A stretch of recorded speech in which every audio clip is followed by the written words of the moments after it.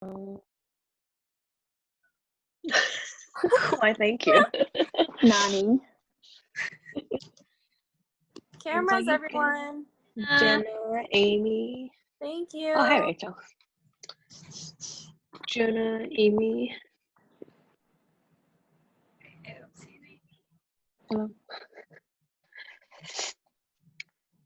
Hey, hi, Jenna. Thank you. Do we have more people coming, or is this all of us? Let's see. This is what I remember seeing from the main meeting room.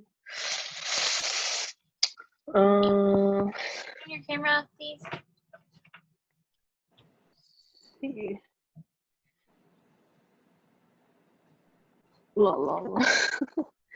Amy, Could you turn your please? camera on. No. Amy, please I- turn your camera on. I reject.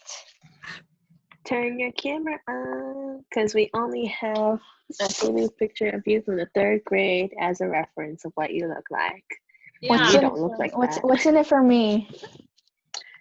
You'll be able to support Chloe in her seminar that she so graciously prepared for us.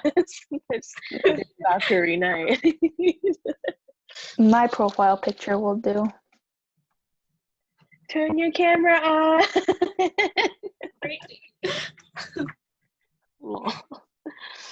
Let's see. I think this is gonna be it for tonight then. All right. Okay. I'll get started with hopes that Amy will turn her camera on. All right. So I'll just introduce myself. I'm Chloe. For those of you who have met me, I'm super excited to be talking with you guys today. I've been with Movement for a little over a year now, which is crazy. But yeah, so I've been super blessed by this community, and it's been great being a part of it all. But today I want to talk to you about just not giving up, not quitting. And I think that's a really important thing to talk about, especially like just how to persevere in our walks with God. And I think that's really big. So just to get started, I'm just going to ask you a question. Just want you to like maybe turn on your mics and just shout out some answers. So when you guys have been through hard things, like what are your immediate reactions? Like what do you do? Like what's your go-to?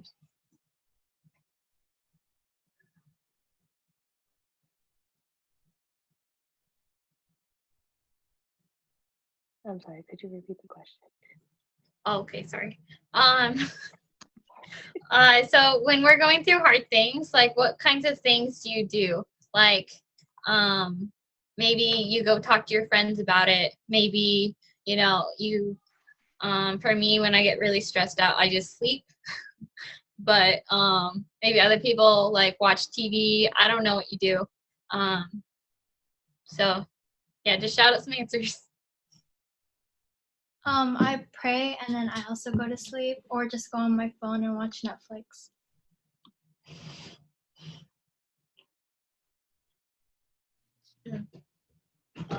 I either like talk to someone about it or I talk to my mom about it because she doesn't like know anything. So it's like nice to tell her when she doesn't know like the background information like that. I see. I'll run. Anybody At else? night. I eat. I'm a stress eater. Emotional eater. I can relate. Well, I gotcha. So for how many, you don't have to respond to this, but when it's all said and done, when the hard thing is in the past and you look back and you're able to reflect, have you realized that God was in control the whole time? And what you actually saw was only the tip of the iceberg, and you were able to witness what God was actually doing behind the scenes the whole time. that it's about trusting God with the hard things, even when we can't see, and knowing that He's working all things together for our good. So that's what I'm going to be talking about tonight. I hope tonight really encourages you.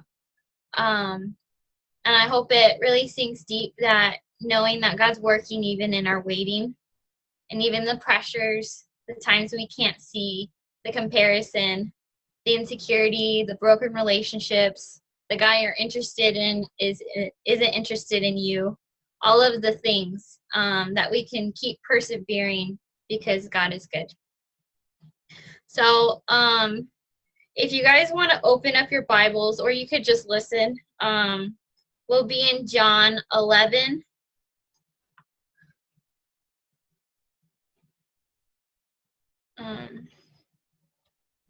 Starting with the first verse. I may be paraphrasing and quoting. I'll go back and forth just to let you know. All right. Everyone who's following there? Yeah. Okay. So I want to talk about the story. So there was a man by the name of Lazarus. So he was really good friends with Jesus. Their families were, Jesus was really close to Lazarus and his two sisters, Mary and Martha. Jesus lived in Jerusalem, and these three siblings, they lived in a town called Bethany. And whenever Jesus would travel into Bethany, there's no one else he wanted to stay with. Personally, like my family, we travel to California often, and we have close friends. They're like my second family, but we never ever stay with anybody else. And if we do, we're only like half a mile from their house, just because they're such great hosts and we love them, and they're second family. So Jesus was like this with these three people. He loved them deeply, and nevertheless, so Jesus received word from Mary to Jesus, saying that, said, Jesus, my beloved, Lazarus has fallen ill. And normally when you care so deeply about that person, you would drop whatever you're doing and go to see that person, go be with them, care for them, do literally whatever you can do just to see that they don't die. But Jesus, after hearing that, he stayed 2 more days in Jerusalem. 2 more days. And 4 days it passed, and Lazarus had been dead for 4 days, and he was in the tomb. And Jesus talked to his disciples, and he said, find it.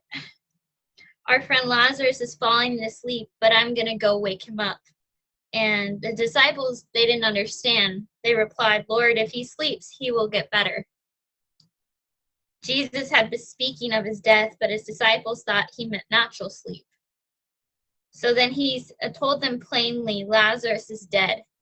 And for your sake, I'm glad I was not there, so that you may believe. But let us go to him. And Thomas, called Didymus, said to the rest of the disciples, let us also go, that we may die with him. And the next scene, Jesus shows up at their house, and Martha goes up to Jesus, and she said, if you had been here, my brother would not have died. But I know that even now God will give you whatever you ask. Jesus said to her, your brother will rise again. And Martha answered, I know he will rise again in the resurrection at the last day. Right here, this is her trying to figure out what's he gonna do. He wasn't here, so what can he do?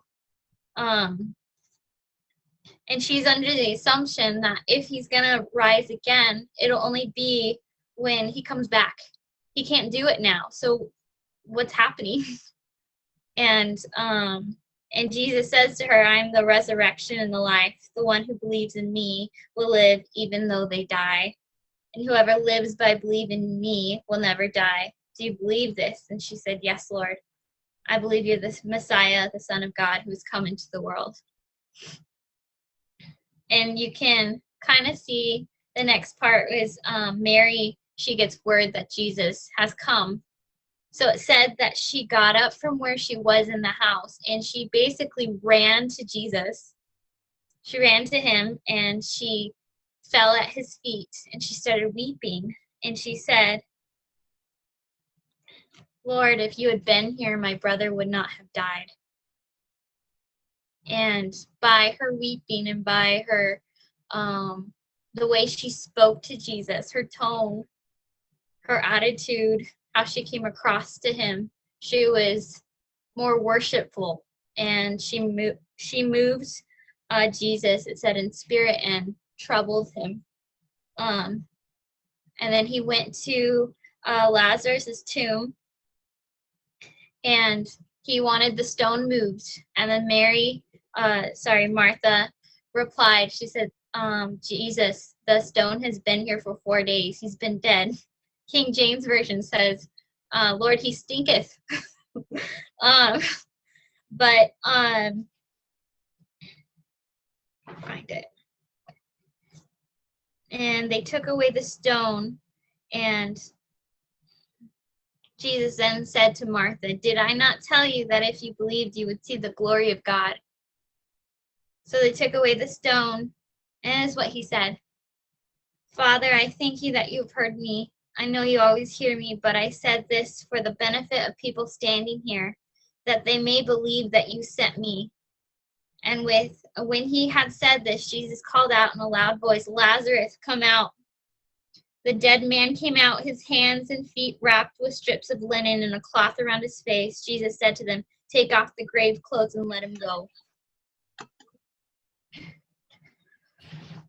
And going back to the beginning of the story, I think what stood out to me the very most was the fact that Mary, Martha, and the witnesses, they all thought Jesus was late.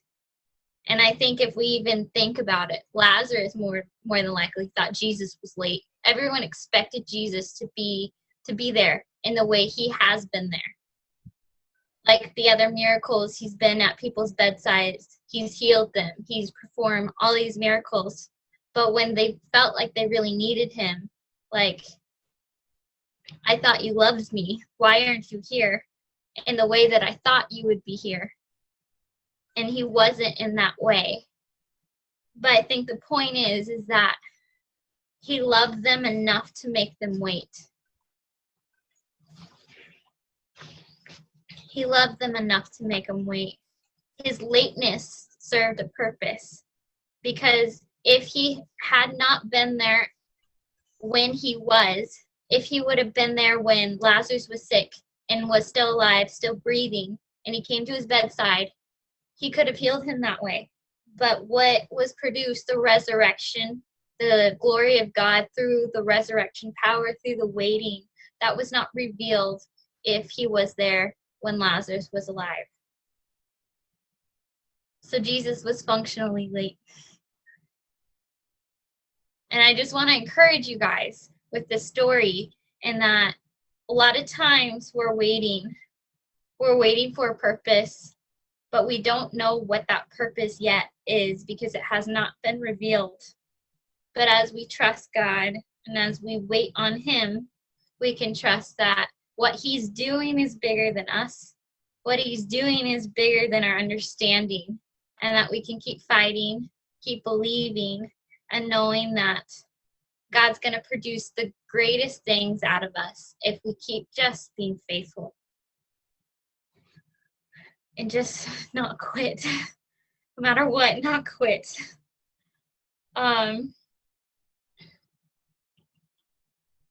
I think that it shows just, the power of God. Resurrection power is greater than anything we could ever expect, ever, think of. I'm sure they didn't think of that in that situation. And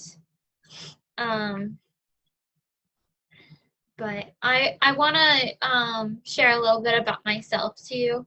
How God's been working behind the scenes in my own life. It's been a roller coaster. Let's just say that. So when I was a kid, like when I was born, I like to say that it was I came in like an IKEA box, not literally, because you know how when you get like a box from IKEA, like you get all the parts, but they're all like jumbled in there, and you have to like figure it out. The instructions are super tiny, and all the pieces they're all mixed matched, and it can get really confusing, sometimes frustrating. At times I've wanted to pull my hair out. You have to walk away and then come back because you like, what the heck is going on? And I did not come like one of those, you know, beautifully built, polished like desks you can find at the store. All you have to do is put in your car and then you just place it perfectly when you get home. Like that was not me. I had a lot of struggles growing up, and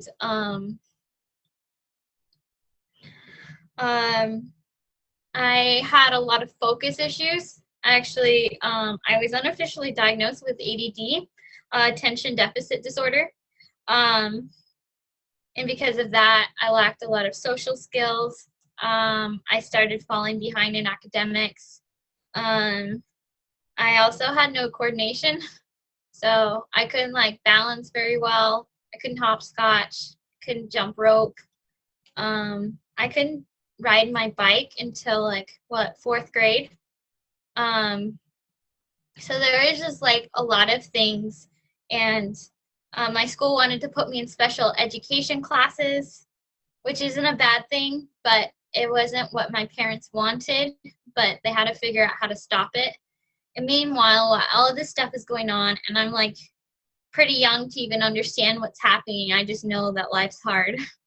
And my parents are on their knees crying out to God and interceding on my behalf. And the page turns in this chapter, and my mom steps in. She stopped the bullying. She actually snuck on campus, on the school campus, and she was like peeking behind the building, and she saw me being bullied by the girls. And I was coming home crying my eyes out every day, but I would tell her. And they endlessly searched, my parents both endlessly searched for something that was going to help piecing me together and allow me to function the way I was supposed to at that level. And they stepped in and they refused to allow me into special ed classes. Like I said, it's not bad, but my mom was convinced that I was intelligent, that I was beautiful, I was hardworking, that I could do great things, even if it didn't look like I could in the moment. She had faith for what God was going to do in the future, and she didn't want anything to allow a ceiling over me in that time. And because a lot of times, I don't know if you know this, but when kids are developing at that age, little things in their development stages will put a cap on what they believe in their head that they're capable of. And my mom thought that that time was so utterly important, and she couldn't allow for that. So the next part was they found a program called the DORE program, DORE. I don't remember what it stands for, but I remember the lettering was important. But this program offered occupational therapy for people like me who needed extra care, that were intelligent, but they were missing a few pieces. We practiced exercises twice a day, every day for 2 years. And my mom was by my side the whole time. And the entire time, none of my friends, none of my peers ever knew what was happening, what we were doing in private.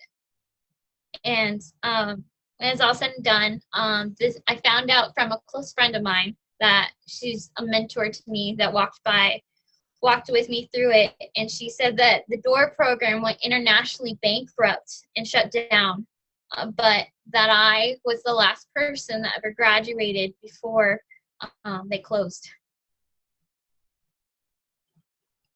And I'm just, when I heard that, I wanted to cry because to think that I went through this, to think that my parents were on their hands and knees crying out to God for an answer, and the answer came, and that I was the last person to ever graduate before this program shut down.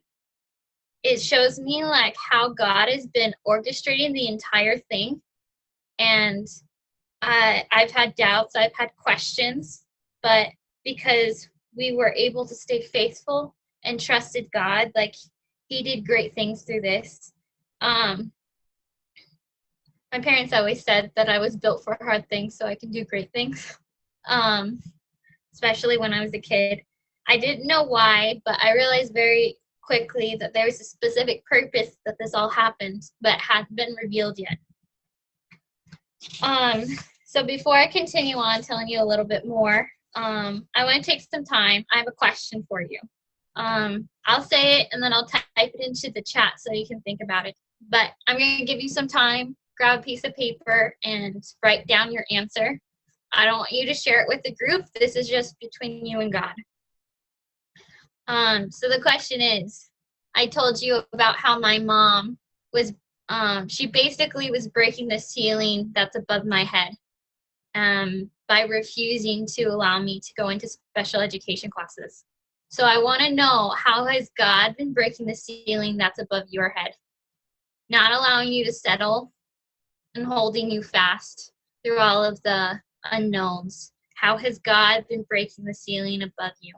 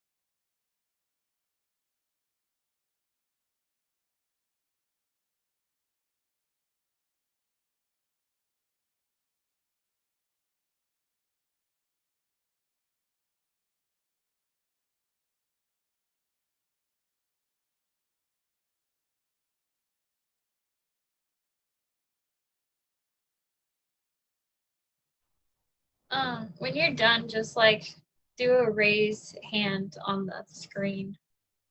Just don't want to rush anybody.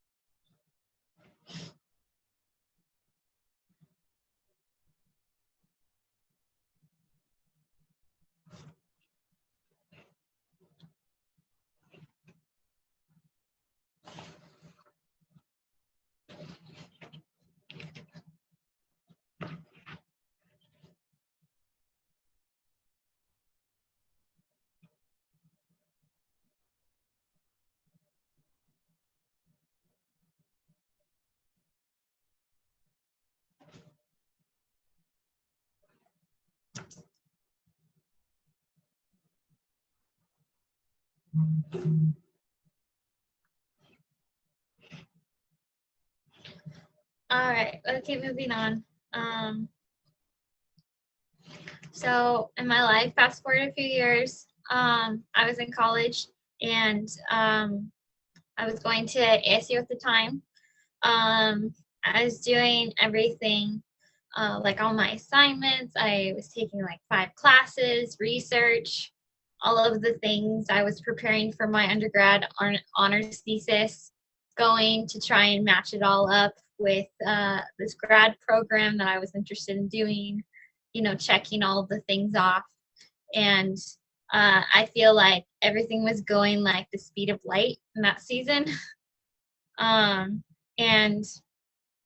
then all of a sudden I heard God say stop.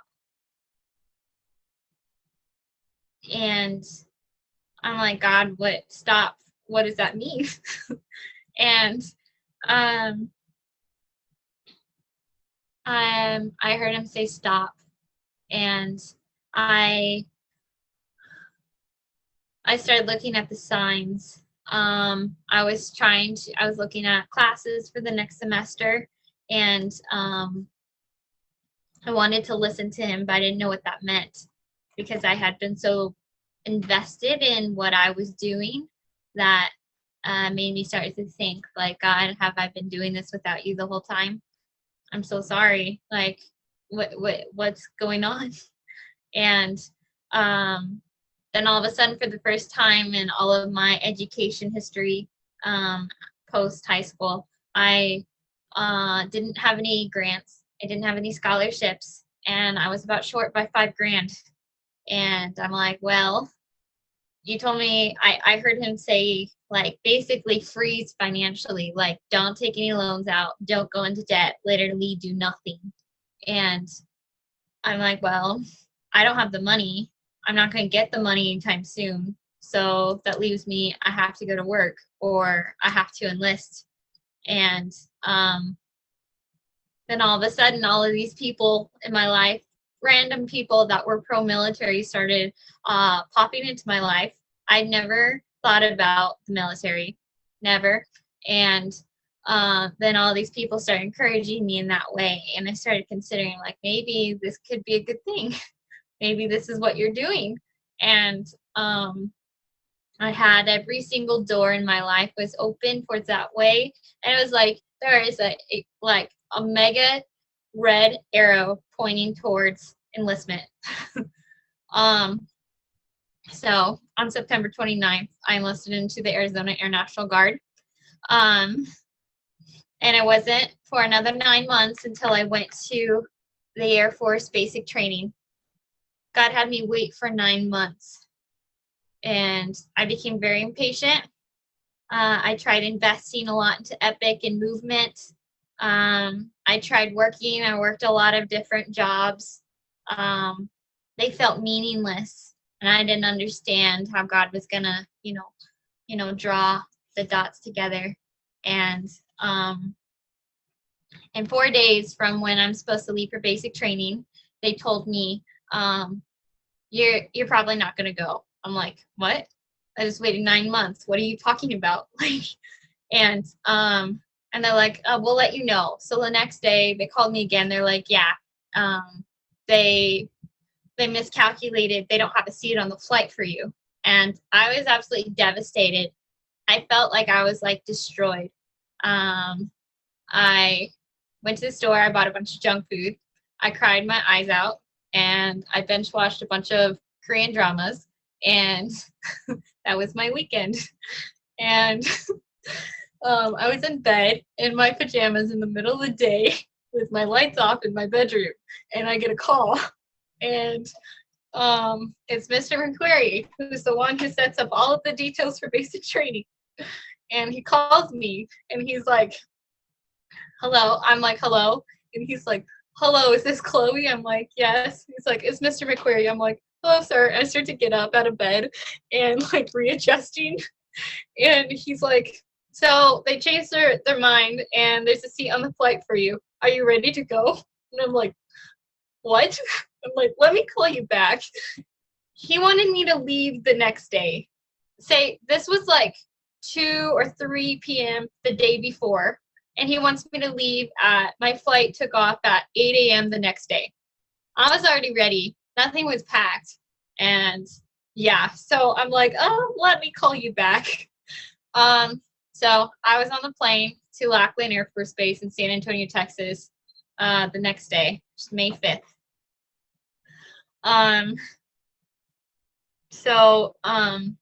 When I got there, is all kinds of crazy. I was being yelled at for the smallest details. Attention to details, everything. I was being screamed at for just saying okay when they wanted yes, sir, or no, sir. I learned that very quickly, that okay is not okay. But I realized also very quickly that I needed, that the key for me to get through everything, the pressures, the demands physically, emotionally, mentally, spiritually, was I needed to stay like glued to God. I didn't know how I was going to get it done, but I knew that I was not going to make it if I stayed apart from God. And other people could get it done, but I knew I could. And so this was just an example. Lights went out at 8 p.m. The sun was actually still up when we went to bed.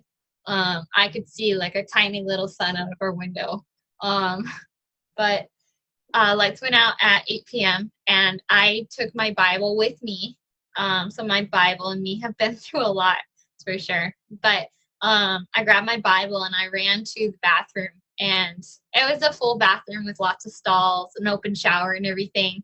So, I would just sit in the bathroom stall, just try and be alone with God. And, you can hear other people peeing or like doing their hair or whatever, but it was as, alone as I can get there. And I would read a little bit and I would pray, and I would always cry, always.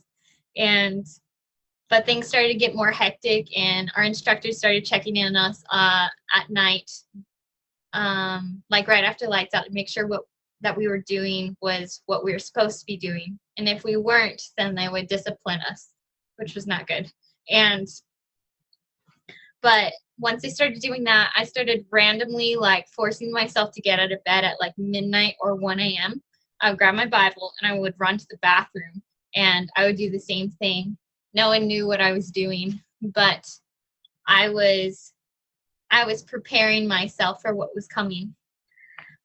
And what came in week 2 was I developed extreme shin splints. For those of you who don't know what that is when you have high impact activity, and it's basically pulling your muscle in your leg apart from the bone, the shin muscle. It's extremely painful, and we were doing high impact activities 24/7 almost. Like what developed them was I was literally sprinting up 6 flights of stairs 5 to 6 times a day, and they were like those steel metal kind of stairs. So it was really painful for me. And but when they started showing up, I was like at an 8 or 9 level pain out of 10. So I was in really, really bad pain all the time, and I didn't know what to do. I'm like, if I say something, will they make me go home? I just got here. Like, I haven't even been able to show them what I'm capable of. And I know I'm not a quitter, but God, I don't know what to do. And if I tell them, will they make me go home before, I've given it everything I've got? But if I don't tell them, will I like break my legs? I have no idea what's going to happen. And well, I mustered up the courage, and I talked to my instructor, Sergeant Tammy, and she's like, okay, I'll send you to the doctor. So I ended up getting x-rays, and I remember that day. I was so vulnerable, scared. I remember the x-ray table was really cold, and all I wanted was my mom. And like I said before, my mom and me have been through a lot, and all I wanted was my mom. So much so, I wanted to ask my instructor if I could talk to her. And I did, actually. It was scary conversation, that's for sure. So I got back from the doctor's office. I went to her office and I gave my reporting statement. I'm like, ma'am, Trini Scott reports is ordered. And she's like, Trini Scott, what? And I'm like, ma'am, I have my waiver. It was a medical waiver saying I couldn't, I had to take the elevator. I couldn't take the stairs. I couldn't practice drill movements. I couldn't march.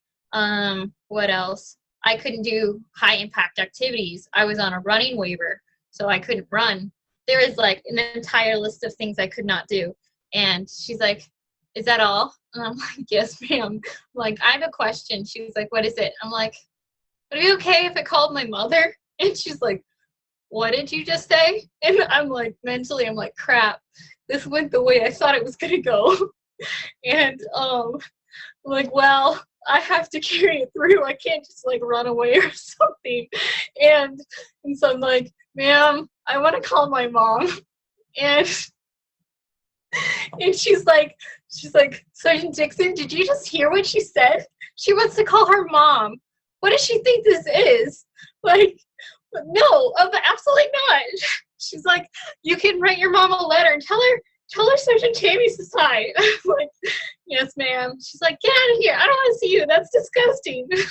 Like, so I did like my whole exiting drill and everything, and then like I swear I sprinted to the latrine and I cried so hard. And but that was a legitimate moment where I realized very quickly that what I normally lean on, the conveniences of, you know, say your cell phone or like having your family around all the time, your friends at easy access, having all the time in the world to like seek help or seek God or, you know, watch TV when you're trying to get through something sometimes, like just numbing it. I didn't have that. I had to plug in. I had to not be complacent, and I had to make it happen. And I think a week later, things started getting worse, pain-wise, and I went again to Sergeant Tammy, and I gave my reporting statement, and I told her, I'm like, ma'am, I was wondering if you can give me some guidance, some advice, or maybe some encouragement. Maybe you've had a trainee who's been where I've been that was hurt, that made it through. I just really need some help. Can you help me? And she said, she asked what the doctor had said, and I explained what I just explained to you about what shin splints are. And the doctor actually told me that if I continued the way I was going, that I was going to have a fracture in both of my shins. And if I continued on after that, I would actually break my legs. So he scared the crap out of me. But this is what Sergeant Tammy said. She said, Trini Scott, I'm going to be honest with you. Even if you got off your waiver today, graduating on time will be the hardest thing you have ever done. But guess what? I said, what, ma'am? She said, I believe in you. And I believe that you can do it. I said, you do? I was so surprised. I wanted to cry. And she started like, she sat up straight in her chair. And at this point, she's like yelling at me. And she says, she's like, Trini Scott, I'm freaking Sergeant Tammy, and I'm sitting in front of you, and I say that you can do this, and I believe in you. And I was stunned. I couldn't believe that those words just came out of her mouth. And I couldn't believe that when everything in me doubted everything that was going on, and I didn't know what was going to become of me. I didn't know if I was going to be the airman that I set out to be, and I doubted everything except God. She said she believed in me. And I looked at her in awe, and it was one of those, you know, sometimes when you look at someone for too long and they start to feel uncomfortable because you just keep looking at them. That was one of those times. I was just like adoring her. I couldn't believe her words, and she started laughing, and she's like, now go away. I don't want to look at you anymore. I'm like, yes, ma'am. Thank you, ma'am. And I walked away. I was so pumped up. And so I want to ask you guys a question. This is, I don't want you to respond, but I just want you to think about this question. So after I've told you this story, who's your Sergeant Tammy? Who is someone that gave you great compassion and inspired you to fight on in the midst of great obstacles and weaknesses? Who's your Sergeant Tammy? And have we been called to be a Sergeant Tammy to a trainee Scott?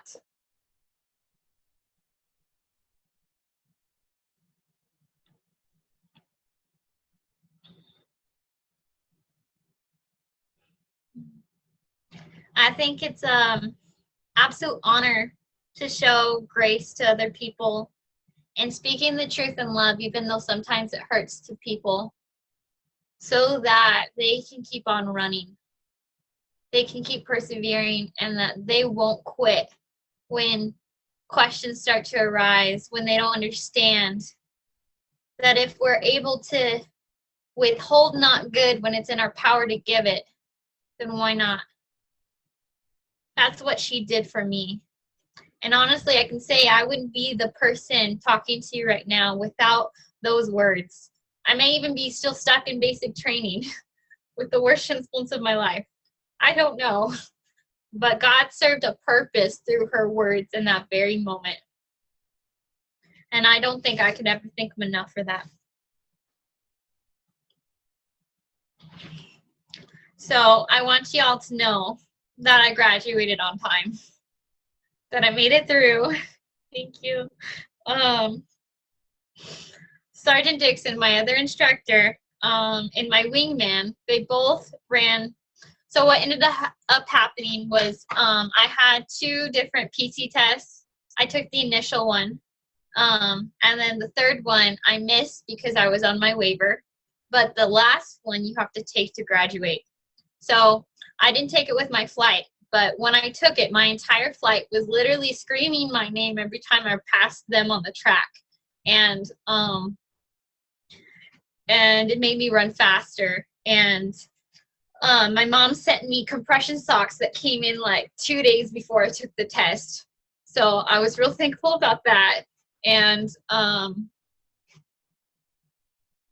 yeah, and I failed the first final PT test by 3 sit-ups. You have to do 38 sit-ups in a minute, 18 push-ups in a minute, and a 16-minute mile-and-a-half run time. That test, I got 35 sit-ups in a minute.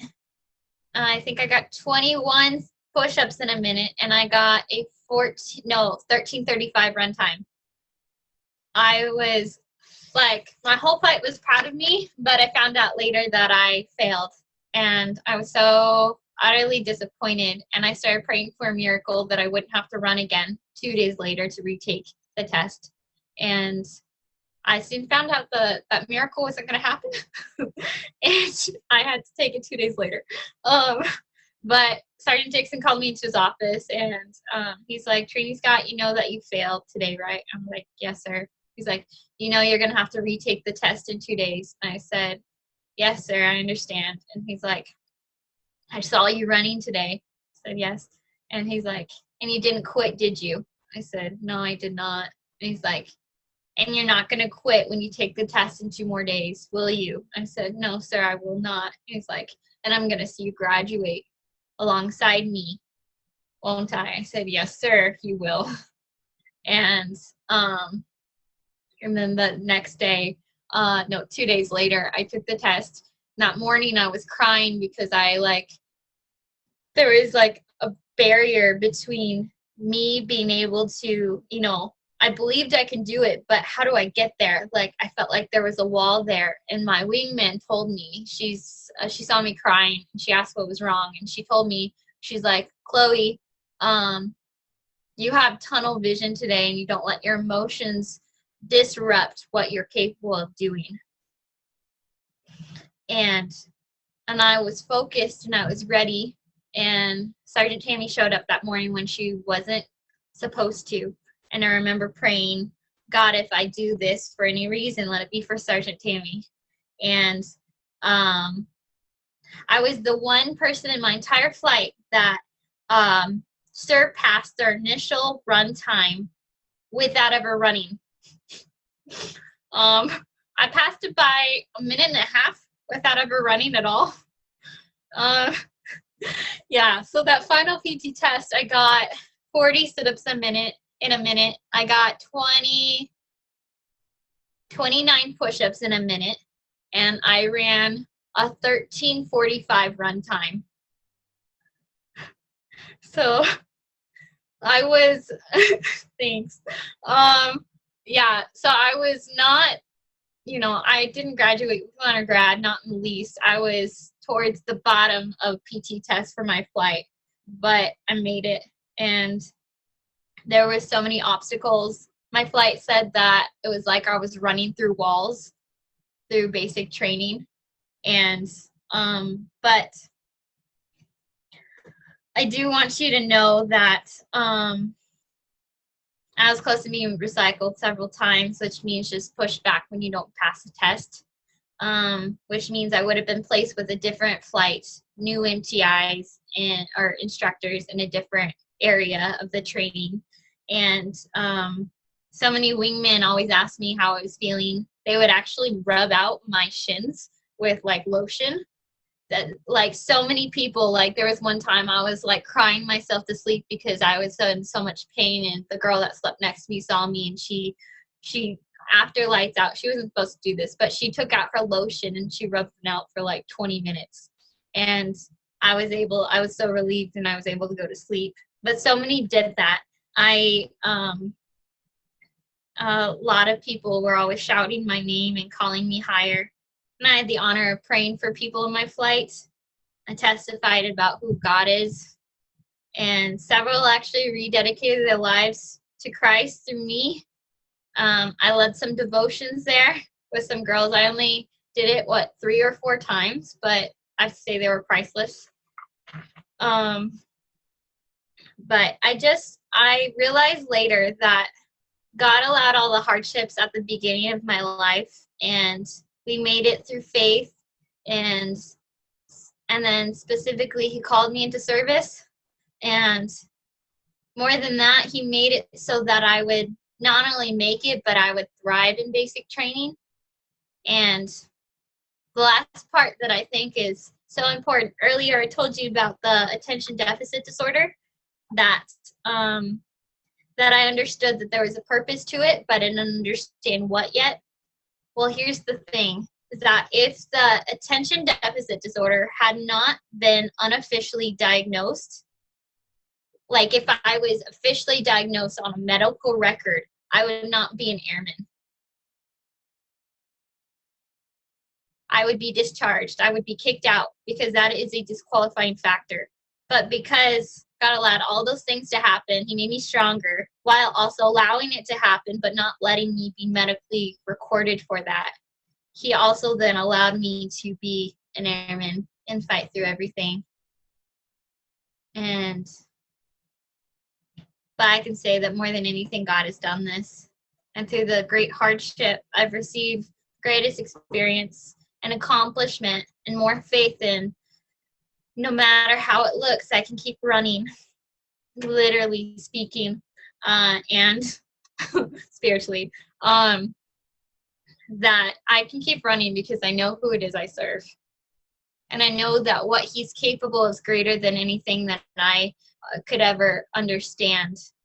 And just like Sergeant Tammy said to me, I'm saying to you guys, no matter what you're going through right now in life, you can do it, and I believe in you. I want to pass that on. And I believe that God works all things together for good. And even if the situation isn't what you expected, even it looks like Jesus is late, I promise you he's not late. He's not late. Even if everyone's telling you he is late, his lateness will serve a purpose. For he is on time, and when he comes, he's going to come with a punch, just like he did with Mary and Martha and those who watched Lazarus get rose from the dead. And so be faithful. Keep fighting. Just keep fighting. Just don't give up. Don't give up. Never. And I want to end it with the verse. There's a bit of a story behind it, but when we were in training, I had this sheet of memory work. We would have to memorize all of our ranks and all of the chain of commands, like all of the different officers and instructors and like the ranks and everything that was above us. And like, because like when we would be in the chow line for meals, like our instructor would be like literally like an inch from our face screaming at us, asking us, who was your first sergeant? Or like all these kind of things. So we had to know it. And I was always like, you know, praying on my life that he wouldn't ask me. Because it's like I would know it, but I would freeze under pressure. But anyways, we would stand for times like half an hour to an hour at a time, just waiting for him to come back after he finishes eating, and just waiting, reading our memory work, and just standing there for so long, and our feet were like on fire. But I decided that when I'm standing there, I want to study, but I also really want to talk to God, and I want to pray, and I want to think about him. And so I wrote on the back of the sheet, I wrote this scripture verse. It's Ephesians 3:20. It says, to him who is able to do exceedingly abundantly more than all we can think or imagine, according to the power that works within us. I'll say it one more time. To him who is able to do exceedingly abundantly more than all we can think or imagine, according to the power that works within us. And what I received from this is that I'm going to decide to expect God to do exceedingly abundantly more than what I can see and what I can even picture right now, as I'm standing here with this pain and with an end that I'm unsure of, uncertain of, and that I absolutely cannot see, and I'm questioning things. But I'm going to trust God that he's going to do more than what I can see right now, according to the power that works within me.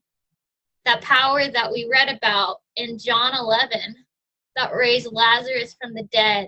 It's the same power that rose Christ from the dead when he died, so that we can furthermore believe him and serve him and not ever give up. So expect great things from a great God. So that's all I've got for you guys. Thank you. Yeah. So, and what do you want to do now? All right. First of all, thank you so much, Chloe. Everyone just thank you, Chloe. Like that was just like amazing, just like Thank you. testimony. It just Thank you.